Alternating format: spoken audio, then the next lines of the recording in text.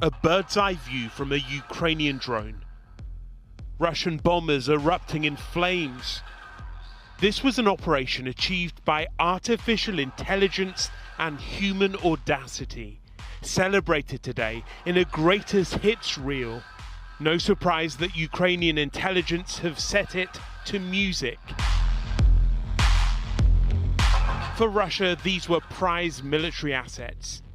But for Ukraine, few weapons cut deeper than humiliation. President Putin referred to separate incidents, what he called the blowing up of railway tracks in the Bryansk and Kursk regions. He said they were terrorist attacks. But he later spoke about the drone assault to President Trump, who then wrote about the call without condemnation. President Putin did say, and very strongly, that he will have to respond to the recent attack on the airfields. Hope of an immediate ceasefire appear to have gone up in the smoke of Sunday afternoon. Satellite images assessed by ITV News offer a glimpse of the damage done at one of those bases, deep inside Russia, 2,500 miles from the border. The cloud has obscured our view since Sunday, but this morning it cleared and it gave us this. A key section of the airfield where 3 of the 6 large aircraft are visible appear to have been completely destroyed. In another section, 4 out of roughly 40 fighter jets are also badly damaged.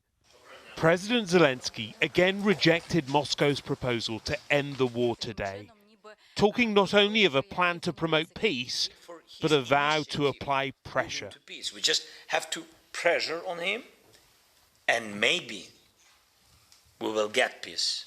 And we are very close to this with sanctions and etc. But we need unity in it, and joint position. He believes Putin is stalling. The drone operation, 18 months in the planning, aimed to break the deadlock, but might harden Russia's stance. A turning point either way. Rohit Katru, News at 10.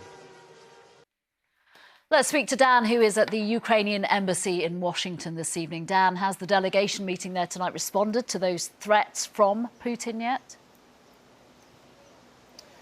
Not yet, Nina. No, we're expecting them to start this press conference any minute now. It will feature the head of the president's office in Ukraine, Andriy Yermak. He had meetings with Secretary of State Rubio and senior senators today. I think the message really was manifold. Firstly, that Ukraine stands strong, that it will take the fight to the Russians, and that they feel that these negotiations, which they feel that Russia is not engaging with, is just an attempt by Russia to buy time and rearm. We've also heard from President Zelenskyy, as you heard in Rohit's report, they're calling for fresh sanctions on Russia, particularly on the Russian oil trade. But I think there is definitely tension between the Ukrainians and the Americans at the moment. President Trump was not informed about this attack ahead of it happening, and this comes at a very delicate time for these negotiations. As we've heard through President Trump's social media post, President Putin is planning a response. I think that's in line with what US security officials are saying. They think it will be significant. So tonight,